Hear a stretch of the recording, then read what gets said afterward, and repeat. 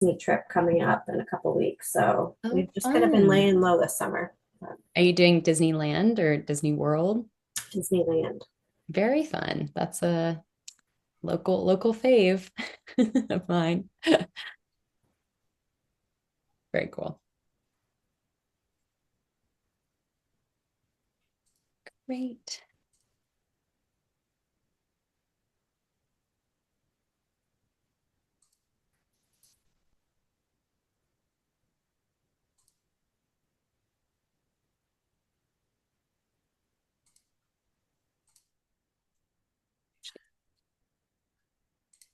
Okay, we have a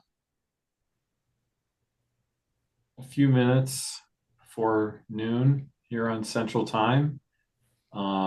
There are at least one, two, three, four, five, six, seven people in the room right now. And 28 people are registered.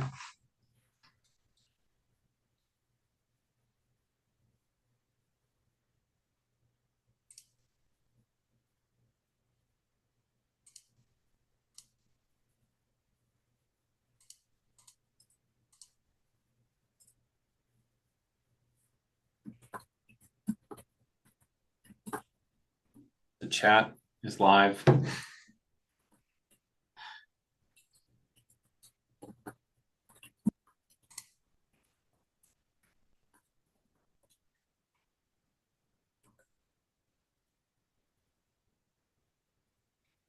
Hey, folks. Great to see you coming in. I'd love to hear, just because I'm a newcomer to your community, where you might be currently supporting grant work. So if you don't mind sharing your role in your organization, or if you're a consultant, maybe one of the clients you're currently working with or where you're based, that'll just give me a good sense of who's with us today. Hi, Stephanie. Hey, Andrea.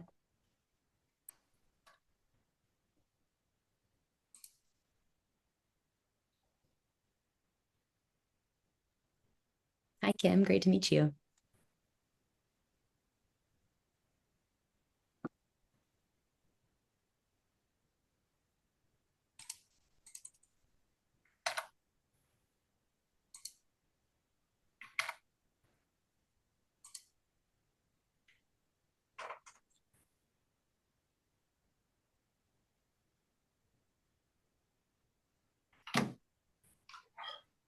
Okay, it is 12 noon. Andrea, can you please welcome our guests and begin the meeting?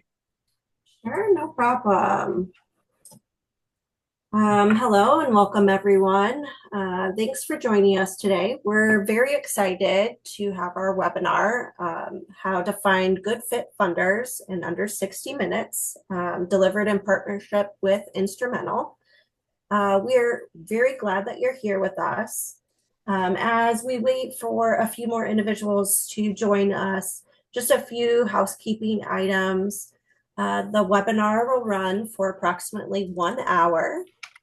There will be time for a Q&A at the end, but please feel free to use the chat during the presentation to put questions or comments.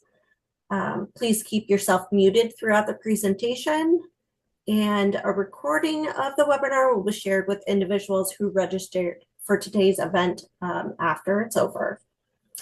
We're very thrilled to have our presenter here today. So without further ado, let's dive in. Rachel, over to you. Thank you, Andrea. Hi, folks. My name is Rachel, and I'll be running through our content today. Let me make sure everyone can see me. I'm just going to pin myself to the screen here. Feel free to continue to introduce yourself into the chat box. I love hearing where folks are coming in from today. I know many of you are Nebraska based, but maybe some folks are outside of the state. So yeah, please feel free to continue to introduce yourselves. Great to see you. Hi, Sarah. Great to see you in the chat. Today, as Andrea mentioned, we're covering how to find good fit funders in under 60 minutes. This is a special workshop that we have developed in partnership with GP Nebraska to highlight some of the ways you can continue to find the best fit funders for your nonprofits. For those of you who are new to Instrumental, we are one of the most loved all-in-one grants platforms for prospecting, tracking, and management. We currently have over 4,500 nonprofits and grant consultants who use us to save time in finding and applying for more grants. For those of you who don't know me, I'm Rachel. I'm one of the events and community managers at Instrumental, and my job is to develop helpful and educational events just like this one to share with our Instrumental community and with our professional community through the GPA and our partnership there. I actually come from the nonprofit world. I was in the arts and culture sector for over a decade, working in museums in Los Angeles.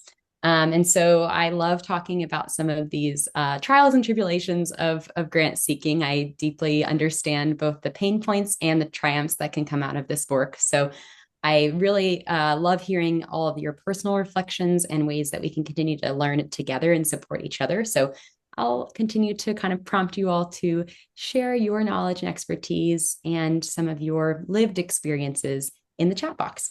Hi, Greg, Jane, Bob, Marianne, Davidson. Oh, thank you so much. Great to see you and welcome. Hi, Pam.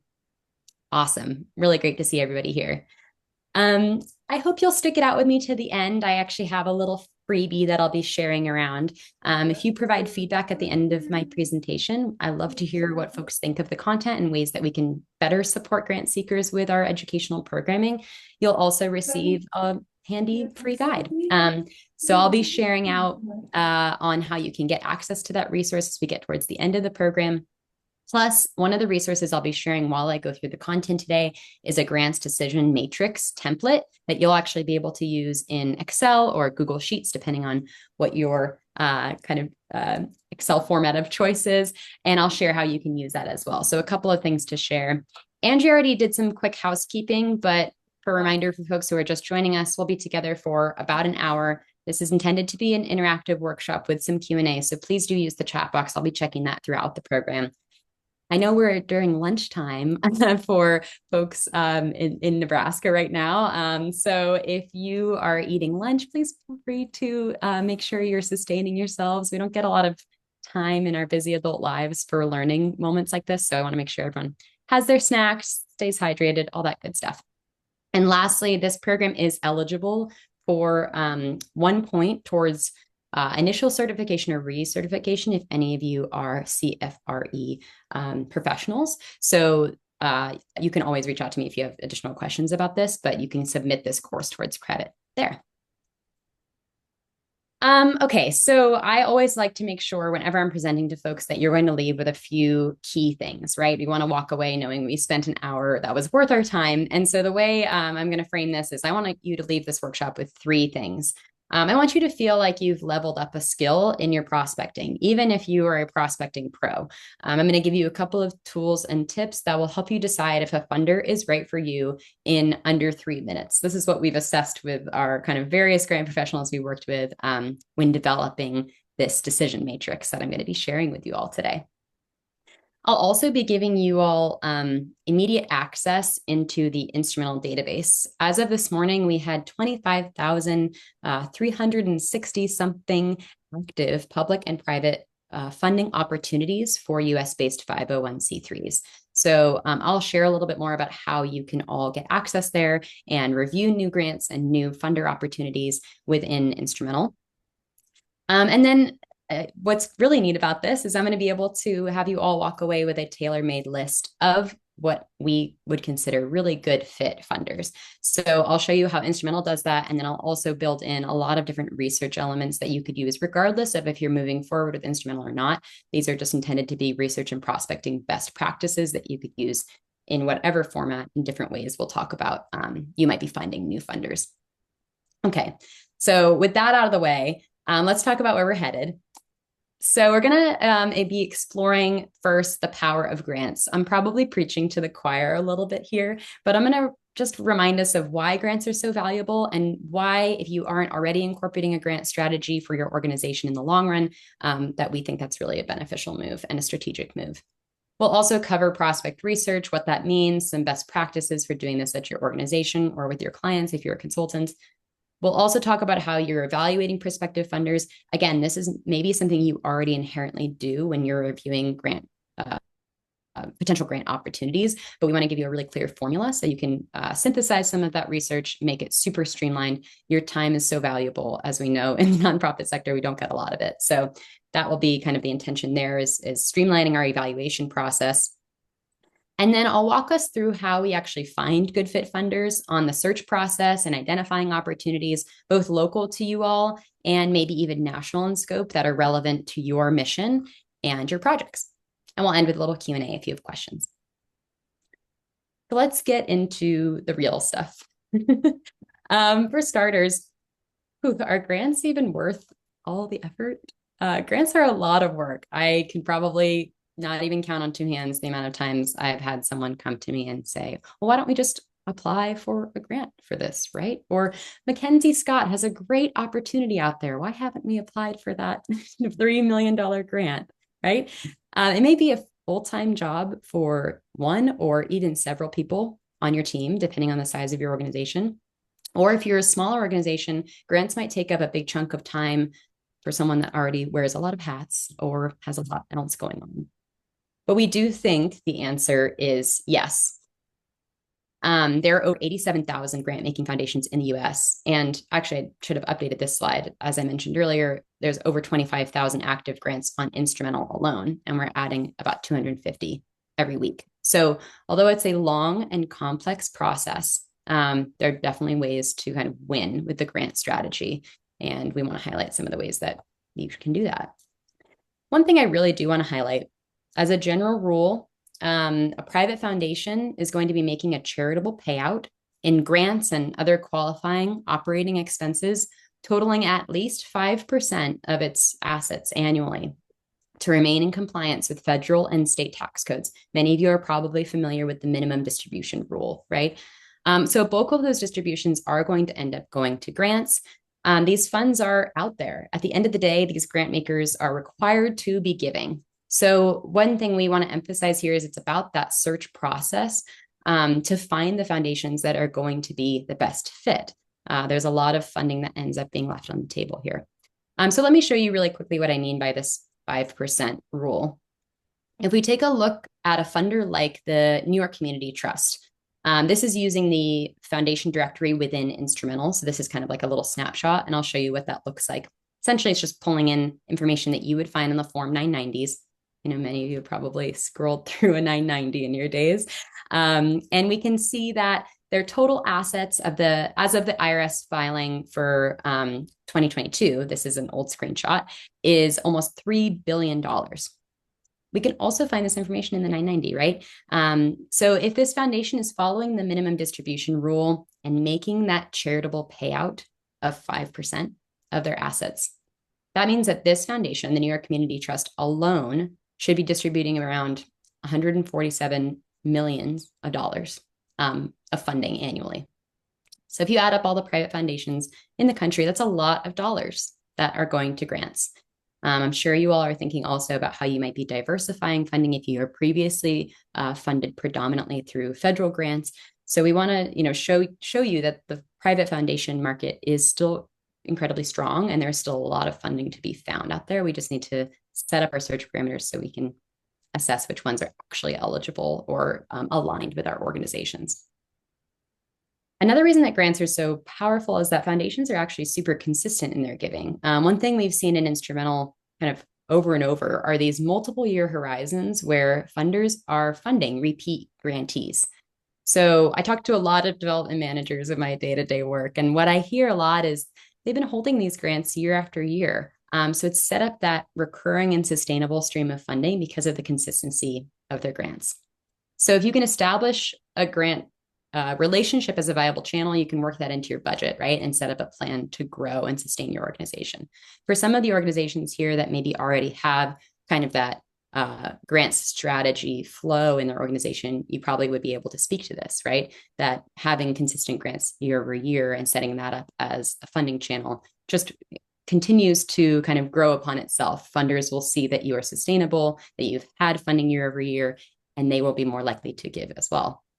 And I just notice in general, when foundations are establishing a relationship with you, they often love to continue to be a source of support as you are making and growing your impact.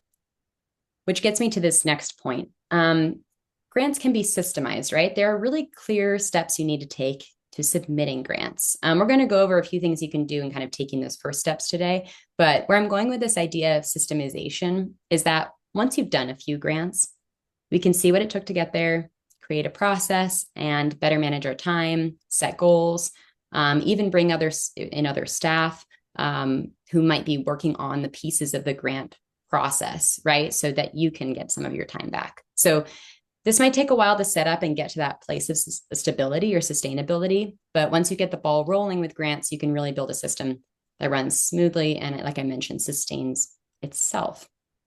And finally, and this is maybe one of the things I find people maybe don't think about when they're talking about their grant strategy for their organization, it helps maintain organizational accountability, right? Grants keep organizations accountable.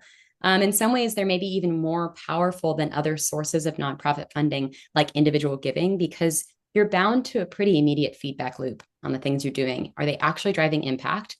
Did you achieve what you hoped to achieve? And are you holding yourself accountable to what you told the funder you would do? Because you have to report these results, there's just this built-in need, right, to collect and analyze and evaluate your program efficacy. So all of these things just, I think, create a stronger, more sustainable nonprofit organization as a whole. And where we see with high-performing nonprofits is that they have these kinds of three things in mind when they're building their grants pipeline. My guess is you're already here. You're already on the same page about the value of grants, right? So I want to help highlight that they are really powerful. They are worth our time, even though I know that they do take a significant amount of our time. We want to make sure that they are a clear part of our organization's funding strategy. So with that note, let's talk about how we're actually finding those grants, right? What is prospect research? I'm sure many of you, if you're a part of the GPA, you are already very familiar with this term. It's a broad term in the world of nonprofit fundraising, but in the context of grants, this is really the process of finding, assessing, qualifying those public, private, and corporate foundations to pursue more strategic and planned giving. With a good prospect research system, you want to get away from kind of that reactive model where you're constantly in that little bit of hair on fire. I'm looking for the next grant to fund my next program, right? And instead have a steady influx of funds so that your program teams and yourself, or if you're an executive director, can focus on the important work of sustaining the organization. I want to highlight just a really important part of this definition here. Thanks, Jessica. I can relate to that a lot. Finding is one part of prospect research that I think is emphasized most frequently. But what I want to empower you all to feel that you truly understand for your organization is the assessment and qualification, right? You probably deeply know this, right? If you're working with clients or you're the in-house grant seeker for your organization, deep inside or wherever you've written down your statement of need, right? You have a clear understanding of what exactly the type of funders you're looking for is. But I want to make sure you feel that you can articulate that very clearly, because sometimes I think we tend to, if we're grant seeking for our organization, maybe assume we know, right? Assume we understand what is the best fit for our org. But if we articulate that and make that really clear, that also means that other people that are involved in the grants process deeply understand why we're pursuing certain opportunities and not others. So I'll get off my soapbox, but how do we actually do that, right? So I want to pitch it to you all just here a little bit in the chat box. What information do we actually feel like we need to know about funders before we even think about applying for an open opportunity with them? So I want to hear in the chat box, what things do you research about your funders when you're doing some digging? You found a grant. What do you need to know about them in order to determine they are a good fit? Yep, Davidson says reporting requirements. Yes, I love this one because this actually emphasizes a really important element of prospecting, which is that we should be thinking about our grants from a post-award lens. Can we actually comply with the grant terms? Can we follow through with what needs to be reported on? I think that's like such a huge thing to highlight. I see their focus areas. Yes, absolutely. Are they funding my sector at all? Or are they funding peer organizations similar to me, right? Andrea says, yeah, what the funders' priorities are. Are we aligning with their mission? And do we actually see, if we look back at the funder giving history, are they prioritizing our sector of focus? Jane says, giving patterns, priorities, impact they want to have. Again, great call out, right? Your organization should be supporting the funder's mission and vice versa. So are we seeing that evident on their website in their Form 990s? Mary Ann says past recipients. Yes, those peer organizations, right? Location, formal processes. And Stephanie says what they fund. Yeah, I'll highlight geographic location as something that is also incredibly valuable, right? We don't want to necessarily find a funder who has funded maybe 80 grants in California and none in our region, right? And that's just going to be maybe an uphill battle. So lots of great conversation in the chat. And this is going to overlap with this fun little acronym I'm going to share. Again, this is information you all probably already are looking for, but we're distilling it. We're going to articulate it and make it really clear so that when you are going through that next funder search, you know exactly what to look for. So we're going to use our grants acronym here to identify the key information on funders we need to find. First, this was mentioned in the chat. Who are their past grantees? And how open are they to new grantees? Does anyone have a sense? I'm just curious in the chat. How would you find out that information if they're open to new grantees? What would you be looking for maybe in the RFP or in their past giving history?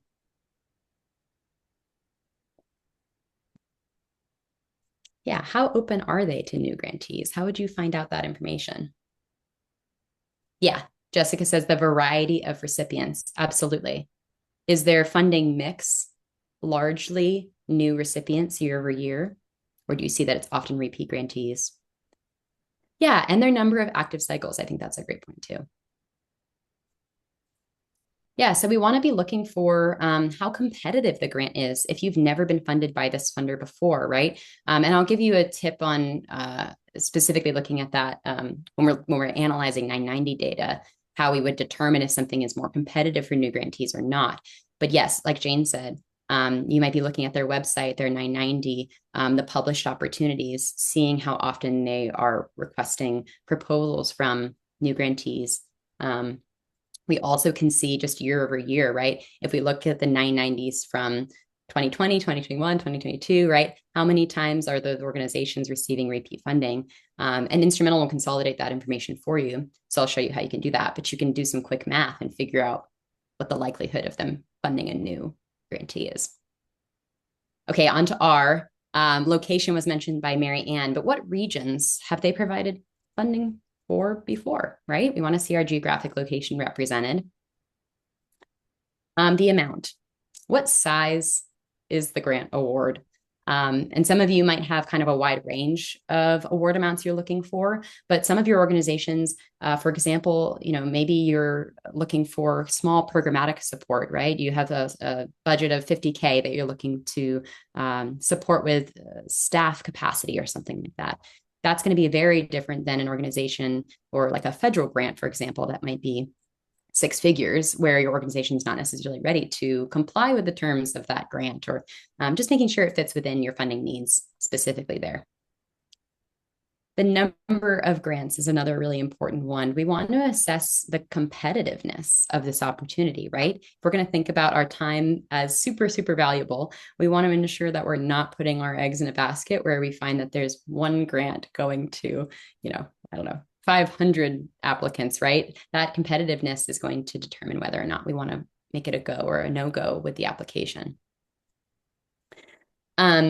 T here is top giving areas. So this was also mentioned in the chat. What type of projects does the funder support? We highlight the NTEE codes that funders have given in sector areas of focus before. You can also find this information on the 990, right? If you look at the past grantees and what they actually funded, that's going to give you a really good clue as to the types of projects.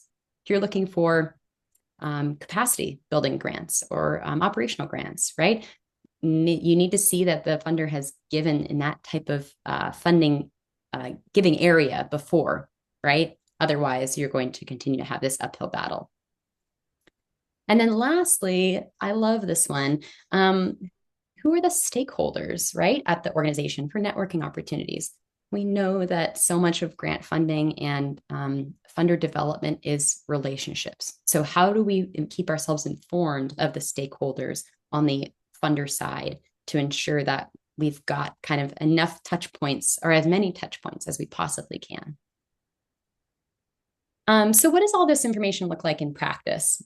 One of the things that Instrumental does that I've mentioned is they essentially digitize the bulk of information in Form 990s and present it in just a cleaner and a little more digestible way. So you can find all this information off of Instrumental, right? You just might have to put in a little more legwork into parsing it. I know some folks have talked to me about, hey, I use ChatGPT actually to analyze Form 990s, assess them year over year. That's absolutely something you can do, right? This is just an easy way to summarize the information that we're getting from the IRS and determine some of those eligibility or go or no go requirements for moving forward. So in here, you're going to be able to, I pulled up the University of Nebraska Foundation, and we'll look at this actually in Instrumental so you can see how it's a little more interactive here. But you're going to be able to see different categories of data that we can explore for each funder. Below the contact information section actually is a section of key people, right? We're going to actually be able to see a list of the board members and stakeholders, like I mentioned, that you can then search on LinkedIn and maybe see if there's potential connections. You can also take a look at just the grant amounts. How much was being given? There were only 12 awards awarded in the past 3 years. That's a pretty small number of awards total, right? So the competitiveness of this grant might be higher. So again, you're just looking at some of the important pieces that we just covered. With Instrumental, the process is a little easier to just find and parse that information, and we'll get to play around in here in just a bit. But as you're collecting all of this information, right, things can get a little complicated. You're starting to compare like the pros and cons of maybe, 100 different funders based on tons of different things. So this is where the qualifying piece of that prospect research definition comes into play. We want to figure out, okay, cool, we found this funder. How are we actually evaluating them? Do they align with what we need our funding to be for? So I'd really like to hear from you in the chat one more time, if you don't mind. How do you currently prioritize potential funders? Do you focus on repeat funders? Are you staying local? Who on your team decides if you should pursue an opportunity or not? Does anyone have board members that are actively involved, maybe overactively involved, or sometimes the opposite? Maybe you're hoping your board members would get a little more active and responsive with fundraising. How do you currently prioritize those potential funders? Hi, Rachel. I hope we have some answers coming in soon. But I'll answer first, and hopefully this will inspire other people to chime in on chat or vocally. But I would say that when I work with my clients, I am scheduling grant application writing, grant application creation over a 12-month period. So how we prioritize is how we schedule, or how we schedule is how we prioritize, maybe. Yeah.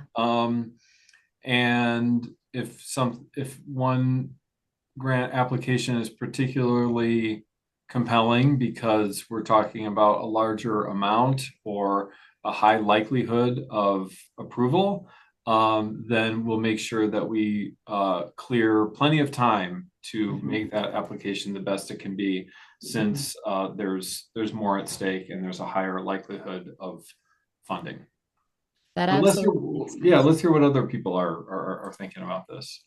Yeah, no, Kevin, I appreciate that. I think figuring out our capacity as well, right? That's actually one of the things I hear a lot of folks talk about, but is sometimes not explicitly stated, is that, like, do we have the capacity? Do we have a boilerplate template that we can use for this grant? Or is it something that will actually be something totally net new that will maybe take a significant amount of time? So we have to maybe assess the priority of this funder over other opportunities, depending on the likelihood we think of the grant award. I saw Paul say that, focusing on statewide or more regional funders, so staying local, prioritizing local funders. Yeah, I've heard that similarly as well. I have a series of questions that I'm inviting you all to keep in mind as you think about your specific needs and priorities. And so what's actually fun about this is I'm going to have this decision matrix that I hinted at the beginning of the presentation shared with you all. It's going to take these 9 questions and essentially build them into a spreadsheet for you so you can rank your upcoming opportunities and determine whether or not they actually have kind of a high score versus maybe a low score where there's not as much alignment with the potential opportunity, right? But consider these a kind of universal set of questions. You're going to want to customize them most likely for your specific needs and priorities. But again, this will just maybe help you decide whether or not an opportunity is worth going after. I'm going to split these up into 3 sections. The first being evaluating the RFP, evaluating the funder history, and then evaluating that internal capacity piece that we were just talking about. These are all equally important, but I'm going to start with the RFP. So the first question here, do you align with the grant maker's vision and the goals that the grant maker has for the grant? Andrea actually mentioned this in the chat, right? That what are the funder's priorities? Do we align with them? Then we need to make sure the size of the grant. Does the size of the grant being made align with your needs? If we're looking for $1 million and this grant is for 20K, is this going to be worth our time, right? Just the number of potential grants we're going to need to apply for in order to get there. And then this one should probably be number 1. But we need to ensure we just meet the basic eligibility requirements of a specific grant. I can't tell you how many times I've dove into a grant, gotten so excited, and forgot to go back and just quickly review the eligibility requirements, right? Each grant maker and RFP are going to have their own set of criteria to take into account. Then we're going to look at the funder's history. Evaluating the RFP helps us understand what they're interested in supporting moving forward, what they say they're interested in supporting. But their giving history actually shows us what they've actually supported. I'm sure some of you in the chat can reflect on this experience where you've been like, the funder says they're really interested in supporting women and girls, but actually a lot of their funding is for social services in another area, right? So the past giving history can sometimes be more accurate as an indicator of their priorities. So first, we talked about peer organizations, right? Are there at least 3 previously funded organizations similar to yours? This is going to be just a super fast way to validate the type of work you're doing is something the funder supports. If I'm working for a museum, I'm applying for an arts education grant, right? I want to see that this funder has given to a museum or arts and culture organization before. Maybe they've only ever given to small community organizations, or maybe they focus on schools or school districts, right? That might be an indicator it's not exactly the right fit for me, since there are many ways to execute a mission.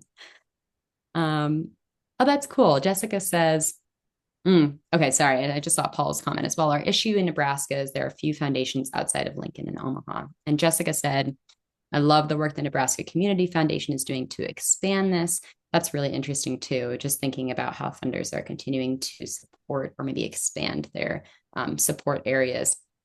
Definitely something to keep an eye on, right? I'll talk a little bit about how we can do that as well. Second, is your organization's geographic location represented historically? If you're asking a funder to give in Colorado and they've only ever given in Vermont and New Hampshire, right? It's an uphill battle. Talked a little bit about this challenge with regional funders. You want your state to be represented in their giving history. And lastly here, what percentage of those funded are new grantees? We talked about this when we were kind of determining how do you even find out that information, right? We tend to say that if 30% of a foundation's grantees are new organizations from the year prior, That's a good sign. Anything under 30% is going to be a more competitive opportunity for new grantees. So you can dig a little deeper and see that percentage change, right, over year. If they used to give 60% of their awards to new grantees and now they're giving 30, this is going to make this a little more complicated. Maybe they're not as interested in funding new grantees as they were before. Maybe the competitiveness of this opportunity has increased. Something to keep in mind when you're assessing your bandwidth. Which gets me to our last section here, right? Evaluating internal capacity. We want to always take a look at our own capacity to pursue the grant. This is something I know I often struggle with when I'm thinking about projects I'm taking on as well, especially in the nonprofit sector where we are so passionate about the work our organizations are doing. But our own capacity needs to be a deciding factor very early in the process. This is just going to make sure we don't end up in a position where we have an incredible award that doesn't get used effectively because we don't have the bandwidth we thought we did. So the first question is really simple. Does the person in charge of grants at your organization have the time to devote to this application right now? If this application is going to involve other folks, like your accounting team or leadership, maybe your leadership is involved in making these decisions. Are those folks looped in and ready to support? This is really important because for grant writers, right, if you're on a team of 1 or a team of 20, you're often overworked or maybe back to back with deadlines and priorities. So we want to take that well-being into account first and foremost. The next thing we're going to look at is those reporting requirements. I think Paul mentioned that in the chat, or Davidson, I'm sorry, that we want to take a look at the reporting requirements up front. This is an important compliance piece, is just going to ensure success. Some grants, many federal ones, right, are notorious for having pretty complicated and specific reporting processes. And some nonprofits may not be ready or equipped to handle that just yet. So we need to be able, if we're a consultant, right, consulting on grant opportunities, we need to be able to say why we think that this might not be the opportunity that we need to go for right now based on the post-award reporting requirements. And lastly, we want to check for any of those connections, those ins with the specific funder. This could be, like I said, maybe a LinkedIn search to see if you know someone who knows someone at this foundation. You can pull those key people from Instrumental or the Form 990s. You can take a look at their website.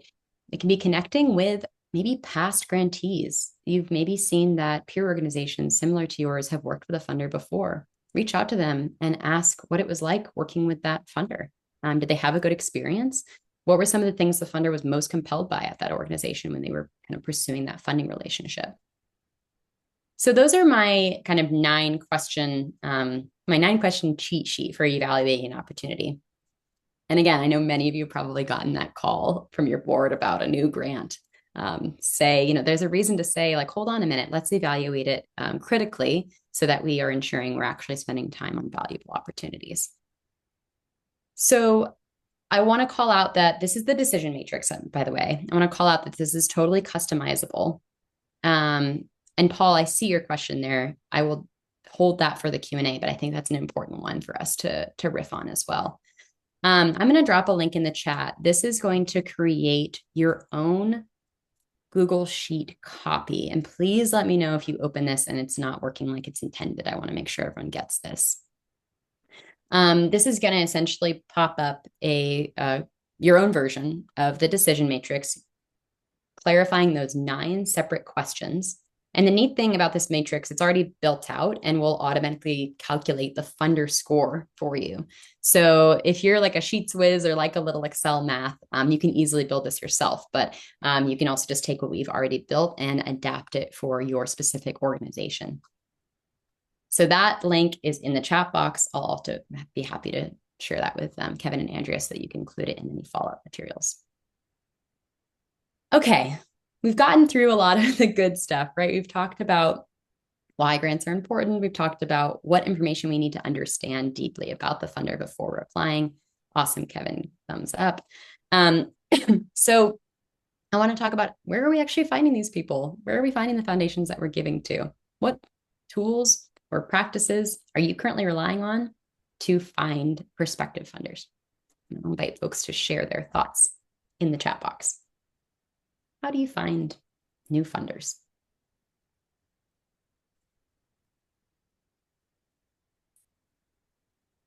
Yeah, Marianne says word of mouth. Absolutely, right? Communities like your local GPA chapter, working with communities of practice, folks who are also in your field, can share out networking opportunities with your sector of focus.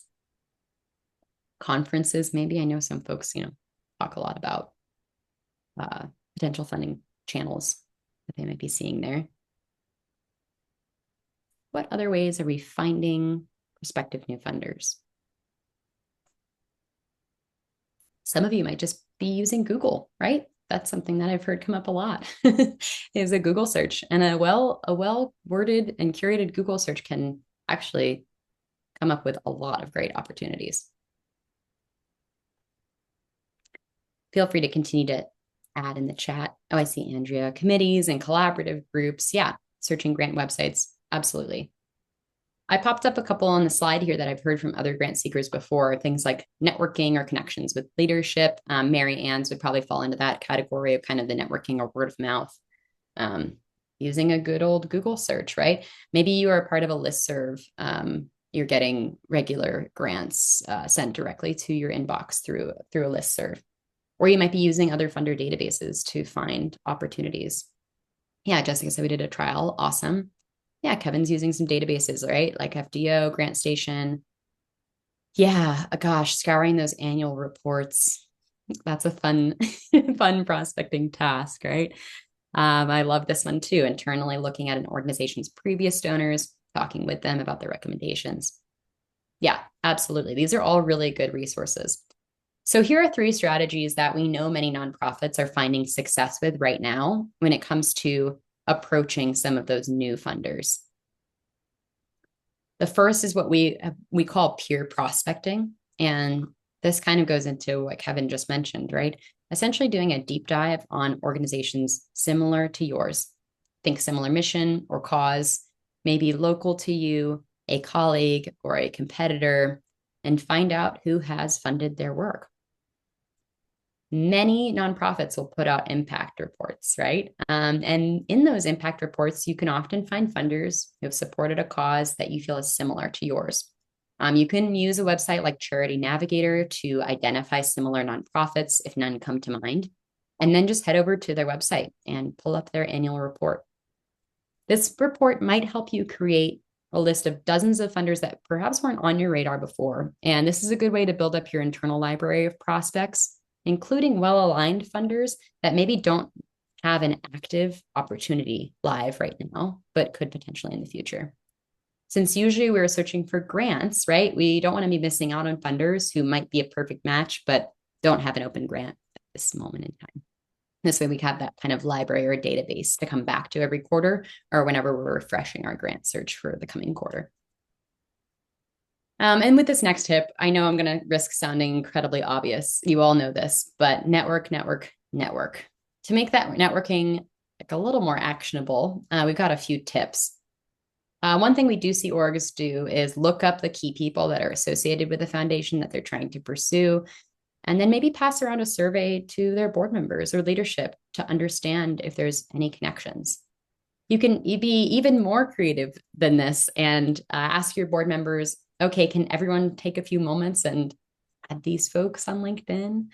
You might not have existing connections with a grant maker, but you can certainly start to build them and leverage your board and other powerful stakeholders in your organization to expedite that process. You also want to be networking with nonprofits that are partners who have similar missions to you, right?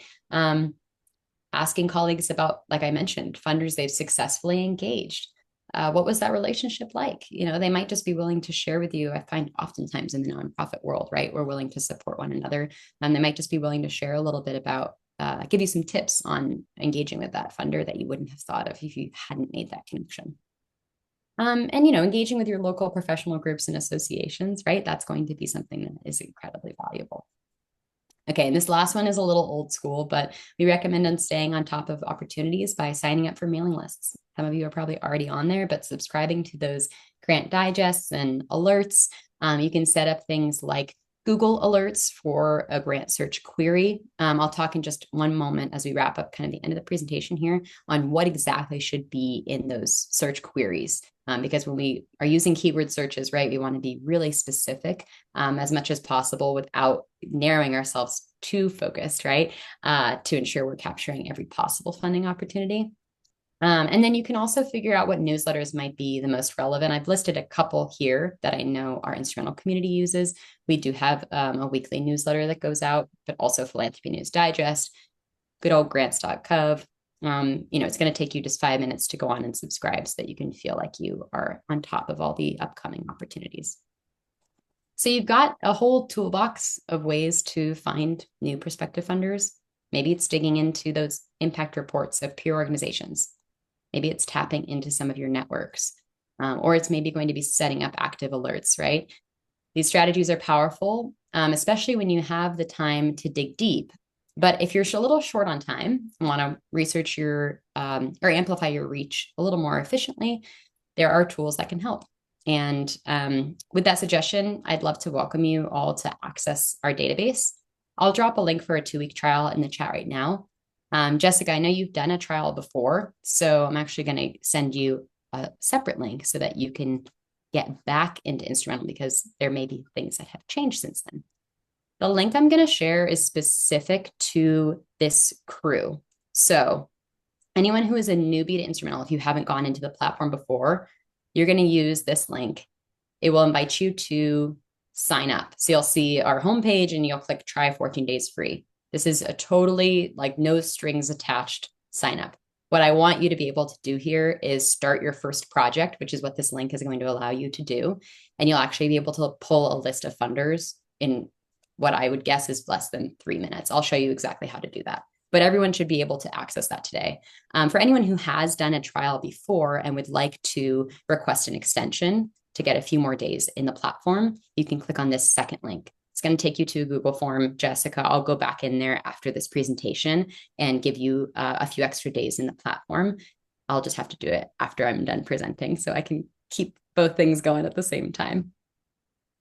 So as a reminder, anyone who's new, you can follow along with me at this link. It will invite you to schedule an onboarding session since I'm essentially doing a 30-second onboarding with you all right now. You don't have to schedule a call. You can click the skip button at the bottom. But if you want more time, if you're interested in exploring more, and maybe you feel like your searches aren't, hitting the mark and you want to talk with someone more deeply about your specific use case, please feel free to schedule there. Otherwise, you'll be able to skip right here. What you should come up on is your first project. There'll be like a couple of prompts for you to fill out information about your organization and your fiscal year, but then you're going to get into the project creation. Now, what I also love about this new feature here in Instrumental is we have essentially like a smart matching. It's going to pull up some keyword ideas for you. When I was talking earlier about why it's so important to have really clear keywords, right? Is we want to be able to quickly determine what we do as an organization, who we serve, and our intended outcomes / impact in 2 to 5 keywords, because that's what we're going to be able to use, not just in Instrumental, but with a Google search, with any other database that we're using to find opportunities that are the best match. So I'm going to focus my first project on a wellness program for the Nebraska Medical Foundation. I actually took a little copy of what they do from their website. You probably have a statement of need that's like ready to go. That's something you've shared a million times, right? Copy and paste that into your project box here. And you can even actually go into more detail here. Instrumentals let me know it's like checked off and said, great, you've covered these 3 things that we need to do. And it's going to generate some keywords that will match up with the description. So you can see it's thinking. I've already created this project, so it's popping up with a couple here, right? But I think some of these are actually really aligned with my funding needs. Community health education. I also want to cover medical education and professional training, healthcare access and delivery, right? I'd say start with 2 to 5. You can always adjust this later, but this is going to help you get that sweet spot of not too narrow, but not too broad. And then we can assess the appropriate funders within there. If you're like, ooh, none of these keywords actually are what I need, you can always add keywords manually. So you can go in here and search by topic, right? Maybe you also focus on addiction or substance use. Maybe you also have other kind of welfare services, right? I'm going to leave these 3 here now, but you can always, like I said, go back in and then you'll click next. These are the other fields that, regardless of if you're using instrumental or not, I want you to think critically about what you are like currently framing your funding search around, right? We start with applicant type and instrumental. We want to understand, are you applying for grants through or on behalf of which organization types? For this one, I selected nonprofit, but I also selected a hospital and clinic because there's some partnerships that might be happening with this particular foundation where we could be co-applying, right, for grants. And we want to make sure we see any that hospitals are also eligible for. You might use this example if you're working with school districts, right? You're a nonprofit that also maybe partners with school districts. Make sure you're selecting both applicant types. This is not a faith-based organization, so I've selected no here. And then in the area the project serves, I have said that it takes place in a specific state or county, so you can get really narrow here. I selected all of the counties within Nebraska. You can obviously select ones that are more relevant to your organization, or you can say you're national in scope. I'll talk about how that manifests in the database here in a second. And for this example, I said any grant over 20K. I'm looking for funding for education, projects or programs, and maybe covering general operating expenses. If you're like, I just want to see capacity building grants, just click this, right? You can just see what instrumental will show you there. And lastly, what types of funders are you looking to see grants from? Maybe you're a smaller organization that's like, I don't think we have the capacity for federal grants, right? You can deselect that here, or maybe you're not interested in corporate grants or something, right? You can deselect any there, but I have selected all. As soon as you hit save and exit, I think the last screen that'll pop up for newbies, it'll invite you to add anyone who you want to have them see what's in your project, what you've popped up in your search. You can do that, and then it's going to populate with your matches. So sorry, this is really zoomed in because I want to make sure everyone can read this. But what you'll see here is kind of our instrumental. This is like our project dashboard. The thing I'm going to focus on when I'm assessing whether or not an opportunity is a right fit is the matches tab. This is what instrumental said. Okay, based on your search parameters, the keywords you've entered, this is what we think will be the best match. I can filter, zoom in a little so we can see this really well. I can filter even further. If I want to look at foundations that have only given to peers, I can actually just indicate that here. And I can look at how instrumental has identified what it calls peers in this peer list. You can add and change this as well. I could also look only at certain funding uses, right? I could look at the location of the project. This I actually did indicate I have strict location preferences. That means that anything outside, like if funders haven't given in my state that I've indicated, it won't show up here. You can toggle that off if you want to see more broad matches, but I'll keep that on here. Once you find something that you're like, yeah, I think this could be a good match, right? You want to take a look first at the opportunity. This is the grant. And you can see why instrumental matched me here. Looks like there was a keyword match on education, medical education. It's going to give you a little 990 snapshot, but I'll show you how you can dive in a little deeper there in a second. And then you're also going to take a look at the overview for the grant. This is where the question of eligibility is going to be reviewed, right? So this might be your first pass. You can already say yes or no. This is something that we're eligible for. Before I save it, I also want to take a peek at the funder themselves. So the Abbott Fund, you can actually see based on their recent 990 filing, their total assets. Here are each of the 990 forms that you can actually review as PDFs, but this is kind of just a summarized area here. You can look at the key people. You can look at the key financial stats they're giving over time, the grant awards, right? So maybe this median fits with what you're currently pursuing, but you want to take a look and make sure that matches with your funding goals there. And then this one is just a tab I love to dive deep on, is this past grantees. This is all information that's pulled from Form 990s, right? We can see each line item. Here is an organization that gave in 2021, where they were located, what they were given, and what it was given for, which I find to be probably one of the most compelling details, right? So you can take a look and see, are there any organizations that are similar to mine? Were there any in my state, right? We want to take a look and make sure that we're represented here. So we can also really quickly review that openness to new grantees. This looks like it's kind of competitive, right? I mentioned earlier, 30% or less is kind of where we want to land. So this one's pretty competitive. This might not be an opportunity we actually find that aligns with us, right? It looks like actually their NTE codes also aren't necessarily aligned with what I'm looking to fund, which was that medical education wellness program for our community, right? So I'm not going to save this one. If I did choose to save something, however, right, I would write a little note down here, whatever you want to share. I usually put like the date and my initials if you're sharing this account with others, and then you'd click save. Now it's going to pop that over to our tracker.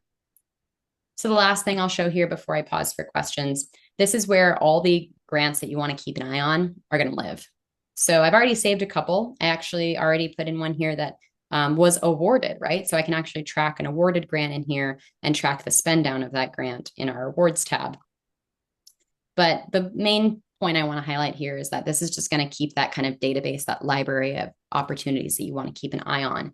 If the LOI date, you can see this is like a little squiggly line, right? Instrumental's predicted that it's going to be, the deadline for this is going to be in March of 2026, but Instrumental will automatically update it when that date is live. So this is just an area for you to keep things, keep track of things. And then you can also keep track of funders. So I encourage you as you go through your matches, you can look at opportunities, you can look at those live grants, right? But we also want to find who are the funders that we maybe are not aware of, right? A couple have got in Omaha. I'm sure some of you that you're seeing these and you're like, yes, of course, I know these. But take a look at these, and these are ones you can actually save and keep an eye on as well. Yeah, that was interesting, Paul. I feel like that one would be a little bit of a red flag for me. You mentioned Abbott had not funded much in Nebraska. I think for my assessment there, I would go through and see if there are any other like higher score indicators from any of the other categories. Things like, do we have a connection to that funder? They didn't have like super clear alignment on our funding area of need for my example of the Nebraska Medical Foundation. So there are other indicators there that would maybe make that not a great fit, right? But geographic location was absolutely a red flag. Okay, I'm so close to the top of the hour and I want to pause because I've covered so much content. But just to quickly wrap up and just highlight those three main takeaways I want you to leave here with. We know grants are a great way to diversify your funding. We want to make sure the funding that we're pursuing, that we're putting time and effort into, is reviewed and evaluated properly before we spend any time writing the grant. And we do find that Instrumental helps do some of that heavy lifting of finding new funders that are going to be the most relevant, the best fits for your nonprofits. I'll pause here for a quick moment to make sure that I'm not missing any questions. There was one that Paul had earlier, but feel free as we go through this last few minutes to drop anything else in the chat. Paul's question was, but being able to attract out-of-state foundation funding is important. What are the best ways to do it? That's a great question. I think I welcome any folks to chime in the chat if they've had success with some of those pursuits of out-of-state funding. But I think some of the tips that I provided in that, let me pause and go back actually to this kind of overview slide. I think focusing on organizations that are similar to yours, peer organizations, see what national foundations or national funding groups, maybe it's private foundations or corporate foundations, right? They've been funded by is, I think, a huge indicator of whether or not they are willing to fund in certain regional areas. So definitely that peer prospecting piece is probably one of the most valuable. But yeah, if there's other tips that folks have that have worked well for them, please feel free to add them in the chat box. Other questions, things that I didn't drop in the chat that I said I would, that people are like, Rachel, I need this still.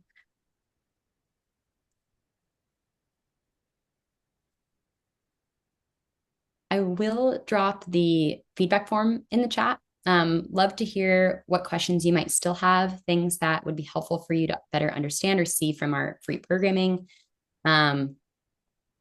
I'll drop that link. And that's also where I'll follow up with everybody and send them a little 5-step grants calendar planning guide. Kevin was talking about how that's kind of part of the prioritization process when he's working with clients.